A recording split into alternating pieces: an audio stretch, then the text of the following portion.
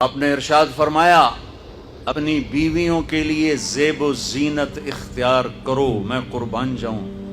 میں تو آپ کو نبی کا دین بتا رہا ہوں، آپ کا تو دین بڑا اوکھا کام، بیوی واسطے چنگے کپڑے پاؤنا اوکھا کام۔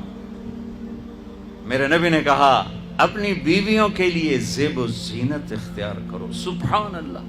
عورتوں سے کہا واہ واہ، قربان جاؤں، اشارتاً ہمیں مردوں کو صراحتاً، عورتوں کو اشارتاً اپنی بیویوں کے لیے زیب و زینت اختیار کرو۔ بنو اسرائیل میں زنا اس لیے پھیلا کہ مردوں نے بیویوں کے لیے زیب و زینت چھوڑ دی تو وہ غیر مردوں کی طرف مائل ہو گئیں، اور پھر عورتوں کو فرمایا کہ خامدوں کے لیے تیار ہو۔ کیسے؟ آپ نے فرمایا جنت کی حور اپنے خامد کے لیے ایسے تیار ہوگی جیسے ام سلمہ میرے لیے تیار ہوتی ہیں۔ سبحان اللہ، سبحان اللہ۔ اپنے خامدوں کے لیے تیار ہو، ورنہ وہ اور عورتوں کی طرف مائل ہو جائیں گے۔ یہ اس میں خفیہ پیغام ہے۔ میرے نبی حیا والے ہیں، پاکیزہ زبان، پاکیزہ ذات۔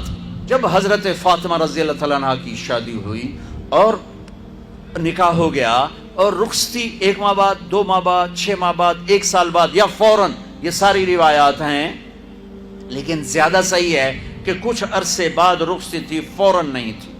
تو جب حضرت علی نے آ کے رخصتی کا مطالبہ کیا حضرت ام ایمن کے ذریعے سے، تو آپ نے حضرت حفصہ اور حضرت ام سلمہ اور حضرت عائشہ ان تینوں سے فرمایا کہ تم جانتی ہو نا میری بیٹی فاطمہ مجھے کتنی محبوب ہے، میری بیٹی کو دلہن بناؤ۔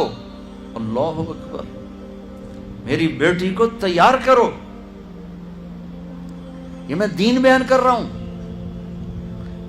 بے پردگی نہیں، بے حیائی نہیں، زیب و زینت میرے دین کا حصہ ہے، میرے نبی کی شریعت ہے۔ میرا نبی خوبصورت دین لے کر آیا ہے، ایک خوبصورت زندگی لے کر آئے ہیں۔ آپ نے کہا جابر شادی کی؟ کہا جی کی۔ کہا کماری سے کہ بیوہ سے؟ کہا جی بیوہ سے کی۔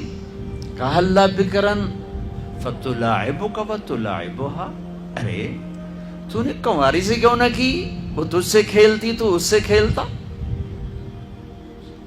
کبھی آپ نے میلا کپڑا نہیں پہنا، پرانا کپڑا پہنا، پیوند لگا کپڑا پہنا، میلا کپڑا زندگی بھر نہیں پہنا، زندگی بھر۔ اور آپ کے بدن مبارک سے، آپ کے پسینے سے ایسے خوشبو آتی جیسے مشک سے خوشبو آتی، دنیا کے سب سے مہنگی خوشبو۔ آپ حضرت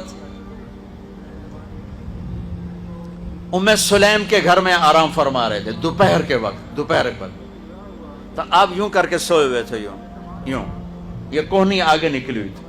آنکھ کھلی تو دیکھا ام سلیم نے یہاں بوتل رکھی ہوئی، یہاں۔ تو آپ نے کہا کیا کر رہی ہو؟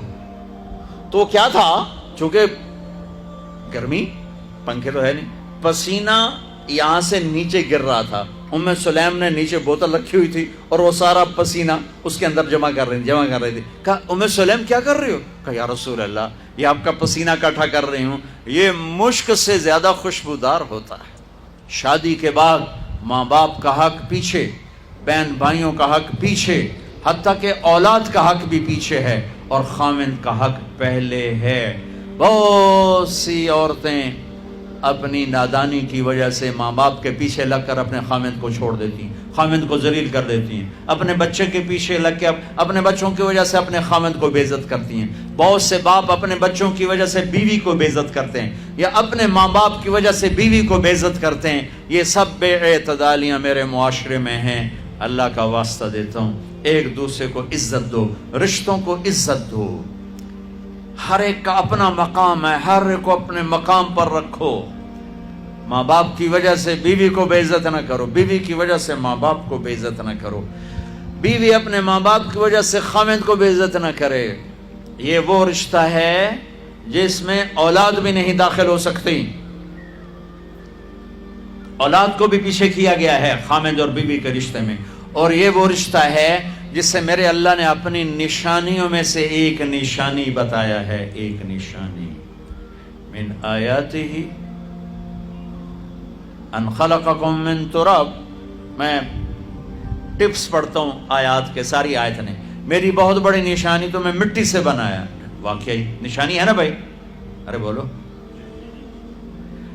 من آیاتہ خلق السماوات والارض، میں نے ایک آیت چھوڑ دی، بعد میں پڑھوں گا، میری بہت بڑی نشانی زمین آسمان کا بننا، واقعی بہت بڑی نشانی، من آیاتہ منامکم باللیل والنہار، میری بہت بڑی نشانی تمہارا سو جانا اٹھنا، واقعی بہت بڑی نشانی، من آیاتہ یریکم البرق خوفا وطمعا، میری بہت بڑی نشانی بادل، بجلی، گرج، بارش، واقعی، من آیاتہ ان تقوم السماء والارض بامرہ، میری بہت بڑی نشانی زمین آسمان کھڑے ہوئے ہیں، من آیاتہ ان یرسل الریاح مبشرات، میری بہت بڑی نشانی کہ گرم ہوائیں ایک دم ٹھنڈی ہو کر بادل لے کر آتی، من آیاتہ ان خلق لکم من انفسکم ازواجا لتسکنوا الیہا وجعل بینکم مودۃ ورحمہ ان فی ذلک لآیات لقوم یتفکرون۔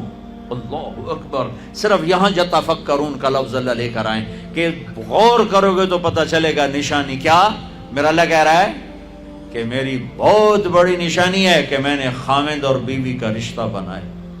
کبھی یہ اس طرف دھیان گیا ہے کہ یہ جو ہم خامند بیوی بیٹھے ہیں یہ اللہ کی بہت بڑی نشانی، کبھی خیال ہے؟ اللہ اکبر، اللہ نے ماں باپ کا رشتہ بنایا، اسے نشانی نہیں کہا، اللہ تعالیٰ نے اولاد کا رشتہ بنایا، اسے نشانی نہیں کہا، اللہ نے دادے پوتے بھی جتلائے، اسے نشانی نہیں کہا، اللہ نے پھوپھی خالہ بھی بتائیں، دادیاں نانیاں بھی بتائیں، اسے اللہ تعالیٰ نے نشانی نہیں فرمایا۔ نشانی کسے فرمایا؟ خامند اور بیوی، یہ میں نے رشتہ بنایا، یہ میری کتنی بڑی نشانی ہے۔ اس ایک رشتے کو باقی رکھنے کے لیے سینکڑوں آیات ہیں، سینکڑوں آیات، اور طلاق سے نفرت کا اظہار۔ میرے نبی نے کہا علی طلاق سے بچنا، جب طلاق دی جاتی اللہ کا عرش کانپ اٹھتا ہے۔ ناجائز طلاق، بے جا، ضرورت کی وجہ سے طلاق لی بھی جا سکتی ہے، دی بھی جا سکتی۔ یہ میں ایک اضافہ کروں گا، بہت سی بچیاں نہیں گزارا ہو رہا، خامند بدتمیز ہے یا سسرال ظالم ہے، وہ کہتی ہیں ماں سے میرا گزارا نہیں ہو رہا، میری جان چھڑا دو۔ نہیں بیٹی، گزارا کرنا ہوگا، صبر کرنا ہوگا، گزارا کرنا ہوگا، یہیں رہنا ہوگا۔ یہ ماں باپ کا ظلم ہے، یہ ماں باپ کا اپنی اولاد پر ظلم ہے۔ گھروں کی آبادی اللہ کی قسم، مالدار ہو یا غریب ہو، صرف اچھے اخلاق سے ہوتی ہے، اور گھروں کی بربادی مالدار ہو یا غریب ہو برے اخلاق سے ہوتی ہے، برے اخلاق سے ہوتی ہے۔ دو واقعے اوپر نیچے ہوئے۔ ایک خاتون ملی، مجھے تعارف کرایا گا کہ ایک خاتون آ رہی ہیں، ان کے خامند کھربوں پتی ہیں، کھربوں پتی، ٹھیک ہے جی آؤ۔